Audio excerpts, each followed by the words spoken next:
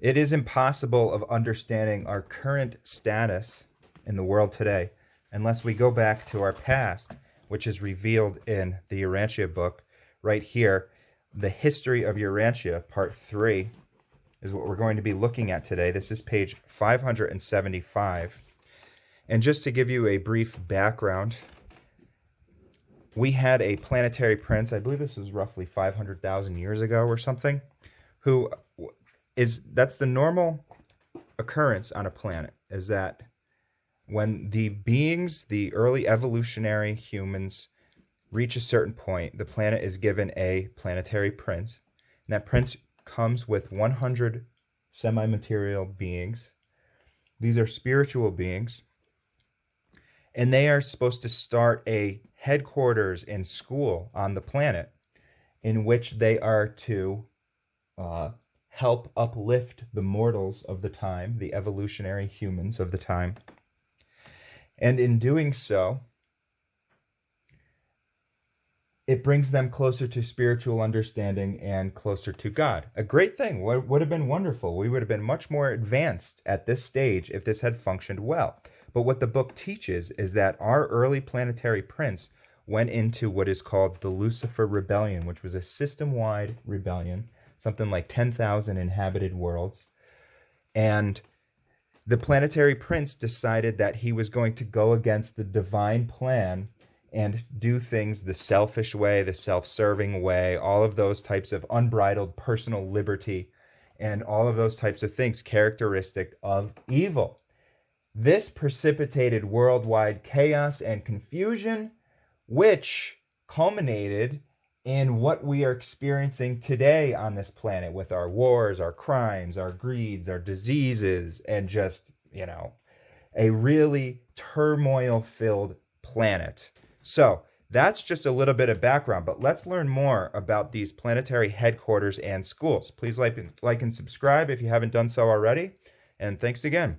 The Prince's corporal staff early organized the planetary schools of training and culture, wherein the cream of the evolutionary races are instructed and then sent forth to teach these better ways to their people. So they take the best and brightest of the human beings at the time and they teach them at the school, rather than go to their communities and say, hey, we're going to start to try to teach you. They wouldn't be as welcome. But if you take one of their better people and then send them back, now they're learning from one of their own. So that's the procedure in which they do that. These schools of the prince are located at the material headquarters of the planet.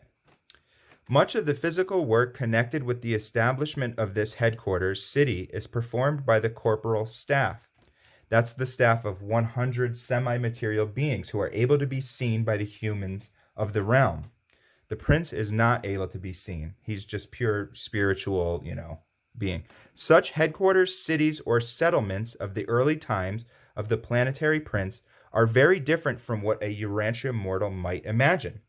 They are, in comparison with later ages, simple, being characterized by mineral embellishment. So they were using our gold and, or whatever minerals, gems and things like that, and by relatively advanced material construction.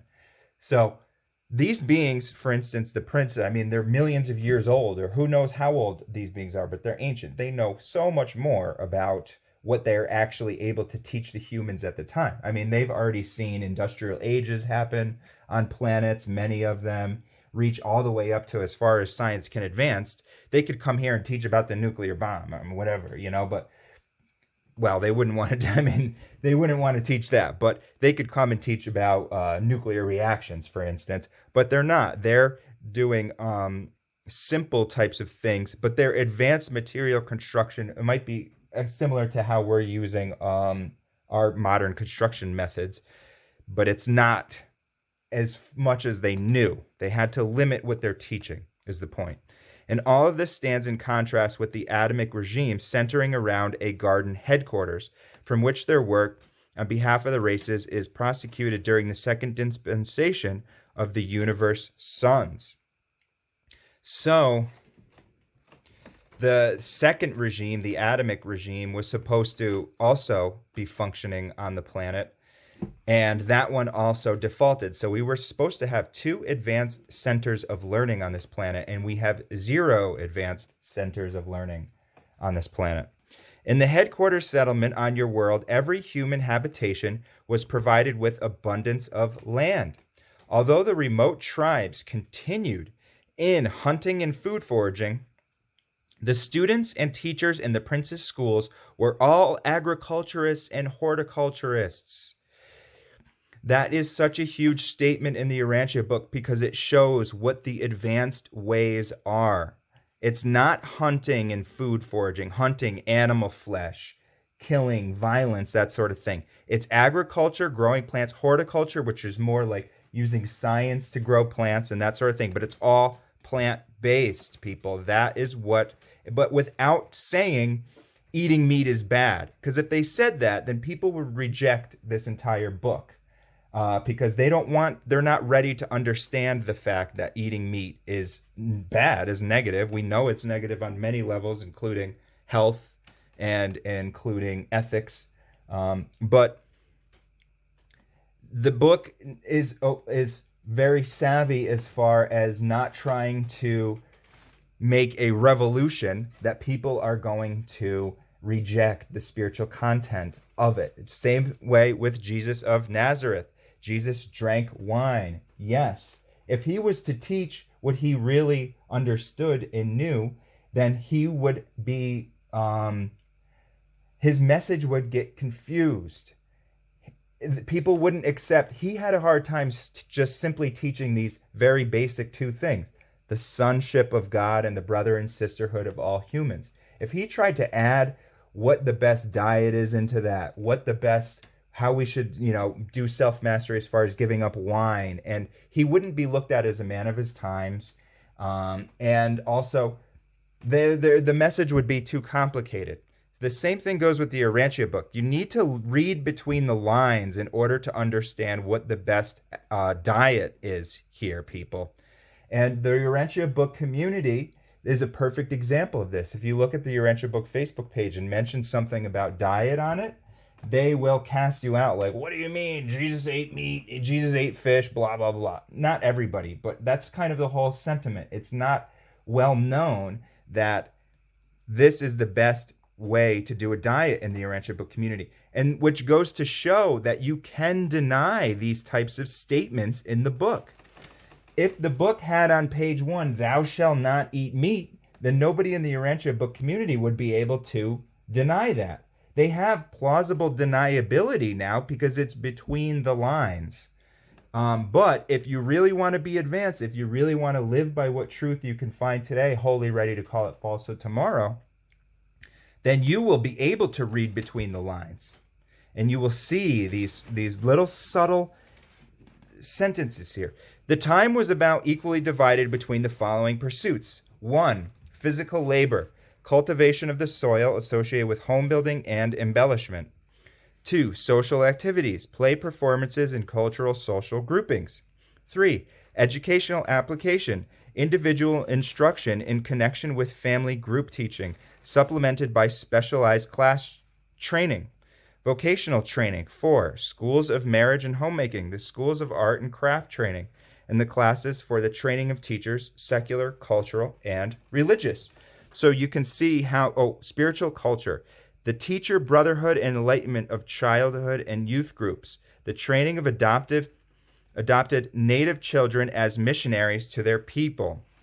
You can see how specific their bullet points were here and how advanced that they were.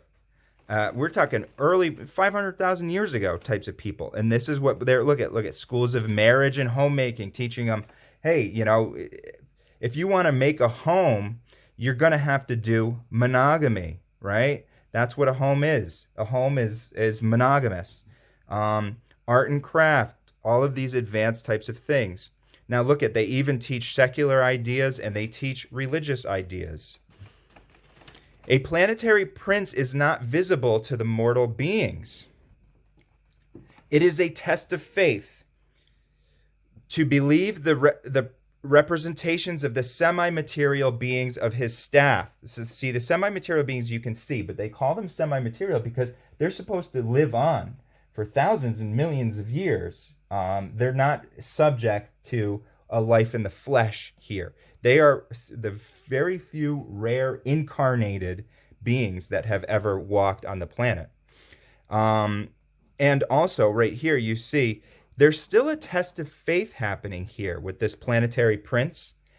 And so even on a world that's functioning normally, they still have to utilize faith and access their faith. We have to do much more faith because we don't even have the semi-material beings who would still be alive to this day had they not gone into rebellion.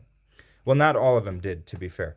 But these schools of culture and training are well adapted to the needs of each planet, and there soon develops a keen and laudatory rivalry among the races of men in their efforts to gain entrance to these various institutions of learning. So you're seeing, wow, there's a major, these beings are unbelievable. Like, it's way more than a college. A college, we just look at it as secular. If you had a college where the administrators had been around for 2,000 years, you wouldn't even, it'd be so much easier, folks. We would be competing in the areas of ethics, not in the areas of how many people I can backstab to gain myself up the corporate ladder and make as much money as I possibly can. That's the competition that we have these days. You wouldn't get accepted into this school if you were going against some of these things, you know, these ethics and things like that. So you would have to compete in the areas of peacemaking. You'd have to compete in the areas of spiritual understanding and so forth. From such a world center of cultural and achievement, there gradually radiates to all peoples an uplifting, civilizing influence, which slowly and certainly transforms the evolutionary races. Unbelievable. You really get to see what we're deprived of here when we read this. But remember, awareness is queen to revelation. If you don't have this, I think the one-liner that I'm looking for actually is, ignorance is not bliss, it is oblivion. Write that on your heart and embed that in your mind. Because if you just want to say, oh, I wish I had never read that, you know, and I could have remained in my blissful, no, because then you would be one of these people walking around thinking to yourself, that's the natural human nature. We always have to have wars. It's just human nature that you get that excuse all the time. Well, why haven't we gotten peace on earth and goodwill amongst men yet? Oh, it's just human nature. It's never going to happen. No, it's not just human nature. It's because this didn't occur. This is the plan here, folks. There's a divine plan and a divine order to things. But beings in the universe have free will to go against that plan, just like the planetary prince did, just like we do for our own individual plan. At least I do. Will go against my own plan of ascension and let my lower human nature get the best of me. Meantime, the educated and spiritualized children of the surrounding peoples who have been adopted and trained in the prince's schools are returning to their native groups and, to the best of their ability, are there establishing new and potent centers of learning and culture which they can carry on according to the plan of the prince's schools. It's unbelievable. And not only so, now there's centers popping up on all of the human communities as well that are fostering the same ideals. On Urantia, these plans for planetary progress and cultural advancement were well underway, so we did get some of it, proceeding most satisfactorily, when the whole enterprise was brought to a rather sudden and most inglorious end by Caligastia's adherence to the Lucifer rebellion. So it's something that we must understand. Now, we can also have sympathy, more sympathy for people. And we can say this generational trauma stemming back 500,000 years that this plan started to go wrong. And this is not only just mental, but this is also in the genetics, because we never learned who we should be, you know, marrying, and how we should try to foster the best amongst us by choosing our mates carefully and not choosing violent criminals, because their genetics will get passed down. That's a scientific fact. We know that from a scientific fact. And that was never taught to us, but that would have been taught to us. So if somebody is a murderer to this day and age, you have to have a lot of sympathy for that person. his genetics got handed down. That's what they call generational trauma in the New Age. But just because you have sympathy for him doesn't mean that he or she doesn't need to have their be taken out of the society and locked away because they're going to create a victim. Or maybe they already have created a victim and that sort of thing. So sympathy doesn't mean give them a knife and invite them over to Thanksgiving. It means we understand, buddy. It's going to be okay. You did this during this time, just like Jesus would have said. But you have an eternal career ahead of you. Get yourself straight with God and carry on and advance on.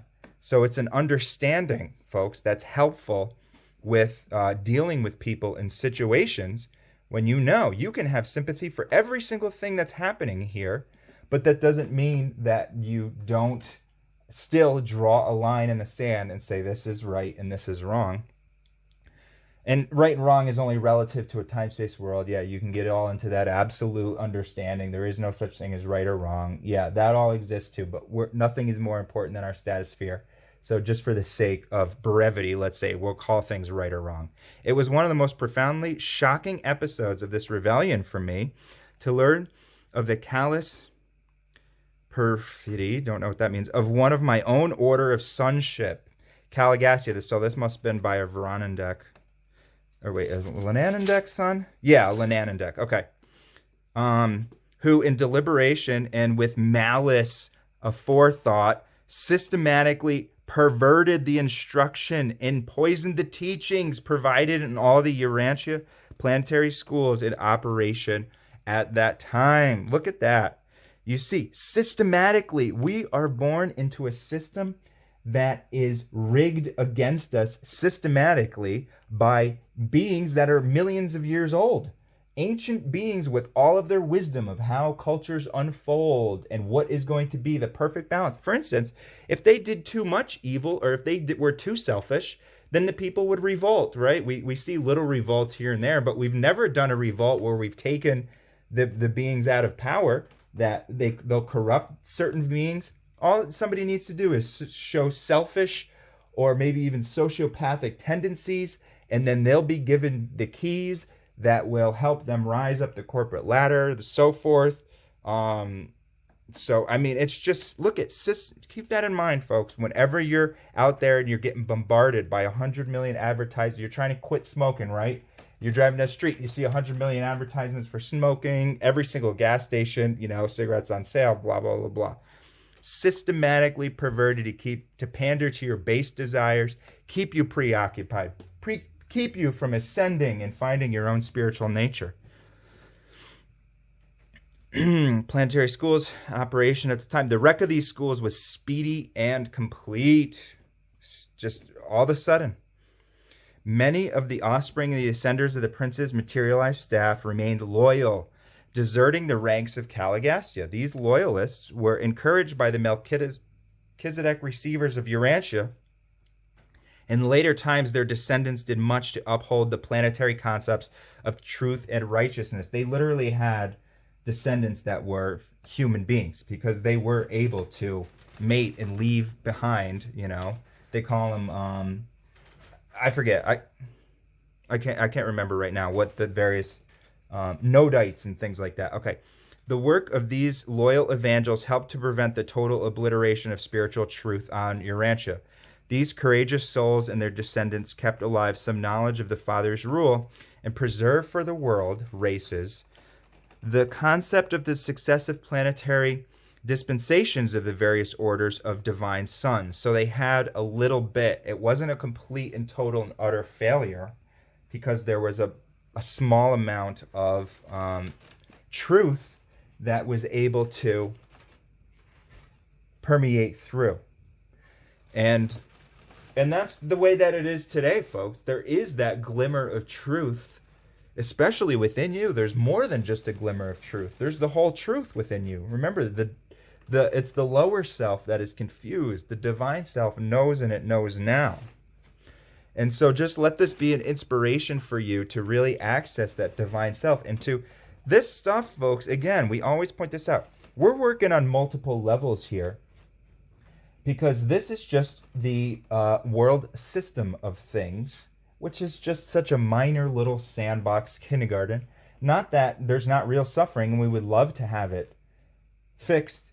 We would love to make change here and world peace, but it's not that we are in any sort of situation that is we need to be distraught over. We are eternal. We are spiritual. We will carry on regardless of the status of our planet, and anybody that chooses to align with God, regardless of their race, regardless of their genetics, regardless of their criminal past, because that's the mercy, will also carry on into the eternal future.